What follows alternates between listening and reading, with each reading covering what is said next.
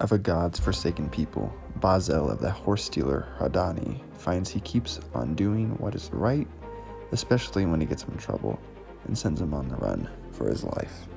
Hello and welcome to Liam's Lyceum. I am your host, Liam, aka Himvar. Today I'll be doing a spoiler-free review of David Weber's Oath of Swords.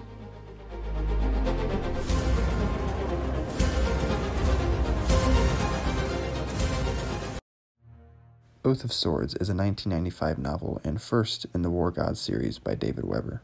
It's sort of sword and sorcery mixed with classic fantasy tropes, and comes off kind of like a Dungeons & Dragons novel, but let's go into more detail. There's lots of info dumping in the first chapter, and it doesn't really capture your attention. It seems Weber was trying to capture his own to write the story, though it does flow like someone's inner thoughts, which makes it easy to read, though I didn't try to follow it. These are the thoughts of our main character, Bazel Bonixon, a Hardani. They are a race with fox-like ears, and they often get into uncontrollable rages that make them bloodthirsty and seemingly uncivilized to the other 5 races. Bazel is a political hostage of the horse stealers in the city of Navak, capital of the Bloody Sword, Hardani. We then jump to Crown Prince Harnack, who is beating a woman and he has just raped as he contemplates more ravaging and her eventual death. It's a little much, but there is a swift retribution brought on, and it's a little bloody but fierce and barbaric. It reminded me some of Conan even. You're supposed to be disgusted though by this character, and you are supposed to feel justice has been served, as rape is of course highly frowned upon even in this society, even to the supposed barbaric Hardani.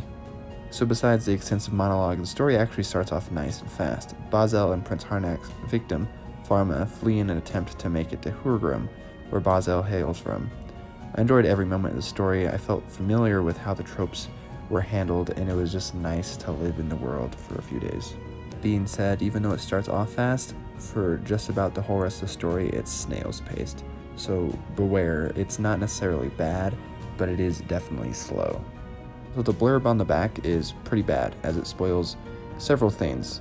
But gods do become involved in Bazel's fate, and he also ends up in a place spoiled on the back as well. So I would just avoid the back. It's really bad. There are several things on the back that are spoiled that don't actually occur until the 200 or 300 page mark. Bazel is 38. He is considered a young man by Hardani standards. He is very large though, and horse stealer Hardani seem to be typically taller than their bloody sword counterparts. Anyways, like most of his kind, he doesn't really venerate any deity, and there are also the Broken Bone and Wild Wash Hardani, but we don't actually see them in this story at all. The other 4 races are of course humans, dwarves, elves, and halflings. There are about what you'd imagine, and there are even half-elves as well, though halflings have horns and are the most recent of the races, only existing since the so-called Fall, with a capital F. 1200 years ago, a continent was destroyed. In that destruction, the evil wizards bent their Hardani to their will and used them as slaves. The magical interference left them with the rage, with the capital R. As you can see on the screen right now, there is one large map at the front of this book. This map is zoomed in on in 3 sections, and you can see those in more detail as well. This is the continent Norfressa. The travels of Bazel take him all over this map, where he sees lots of places foreign to him, and he has some friends along the way, but also some folk with timidity or hostility being their response to seeing Hardani.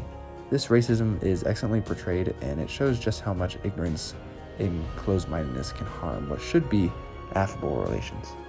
These classic races and tropes mixed with the heroic fantasy give it less of a sword and sorcery feel to me, and more of a Dungeons & Dragons, which are kind of related anyhow.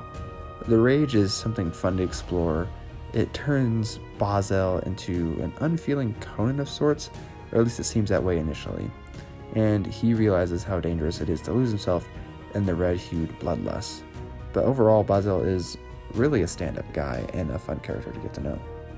And while Bazel is fleshed out and we get lots of his internal viewpoints, we of course have some other characters. Brandark is a good character, but not really given a ton of time for development, though he is present for most of the story. He's a bard, and we do get some parts from his point of view as well. His banter with Bazel is also fun, and their camaraderie is comforting. Zarantha has a more interesting premise and mystery when she is introduced, and was one of my favorite characters. The mystery is sort of not guessable since we don't have the information unique to this setting that applies to her, but you can sort of guess. She also wasn't present for as much as I'd like. Prince Harnack has a few POV points as well, and they're nice and refreshing, and it gives the villains, of course, viewpoints and kind of developments, and it helps with the intrigue and conspiracy that the prince is a part of. He's also a very terrible character. He's kind of like the evil is evil type of guy, but there is a little bit of a nuance to him, and it kind of implies that it's based somewhat off of tradition and like his culture and like how he was raised, as because he is a Hradani just like Basil is, and they are basically opposites in this story. There are some fun takes on deity and race, which were good brain candy, but it also kind of lent the slower pace to the story at the same time. It also seemed a little overtly Christian to someone familiar with that stuff, though I believe Weber is a preacher of sorts, so that's maybe not too surprising, but this is the first work I've ever read by him.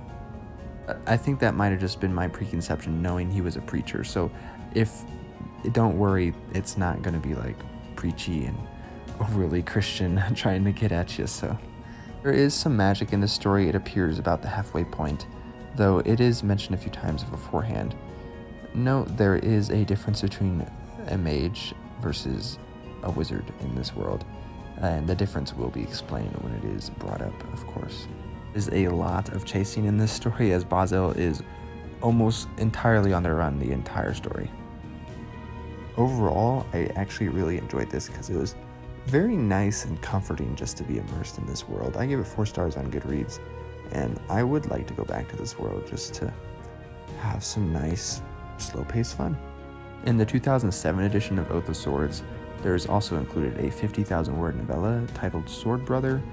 I do believe it actually is about someone being transported from our modern world into this fantasy world, but I have actually yet to read it since 50,000 words is quite long. Anyways, that is my review. It is also one I read for Sword and Sorcery in November, and it may be the last one I'm able to fit in. I had a very good month, but shortly here I will be going on vacation for Thanksgiving. Of course, this will come out decently after that, so we'll see what happens. But this has been Liam Lyceum. Thank you for watching. Until next time.